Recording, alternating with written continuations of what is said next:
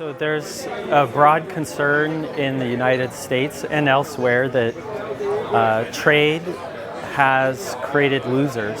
So people have lost, they've lost jobs, they've fell out of the labor force, and they're upset. And what this paper and then the subsequent paper on thinking about redistributive policies and trade basically tries to take seriously the idea that some people have lost from trade, perhaps, evaluate it in a structural model, and then think about sensible policy responses. And so in a nutshell, what we do is we use a canonical trade model lined up with what I would call a standard and complete markets model. So what does that mean is this idea that people will face shocks. They might be trade or technologically related, but they only have limited means to ensure those shocks.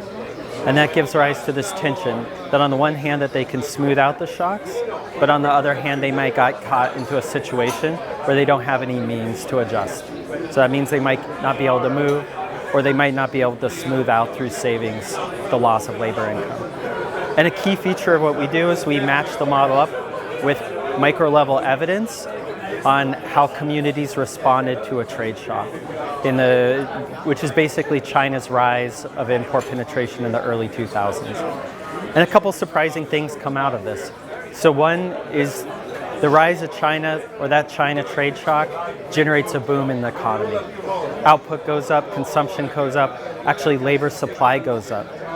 And what that means is that there's actually an improvement in the trade deficit, which is contrary to what people typically associate with a rise of trade or imports.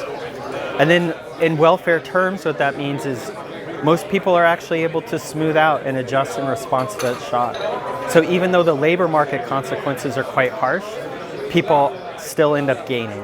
Again, because they can smooth out the costs associated with trade. And then even though that sounds like everything's A-okay, not a big deal, our second paper basically looks at what the appropriate policy responses are. And that's important because, yeah, even though most people are still gaining, we can do better. We can help the people that don't gain as much. And rather than putting in place tariffs like what's going on in the United States today, is we think about making the tax system more progressive. And what we find is that as the economy becomes more open, the government, if it cares about social welfare, should make the tax system more progressive.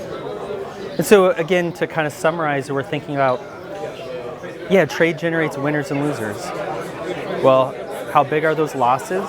Not much.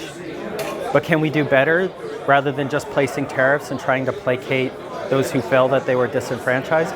Yeah, we can, by working through a progressive tax law.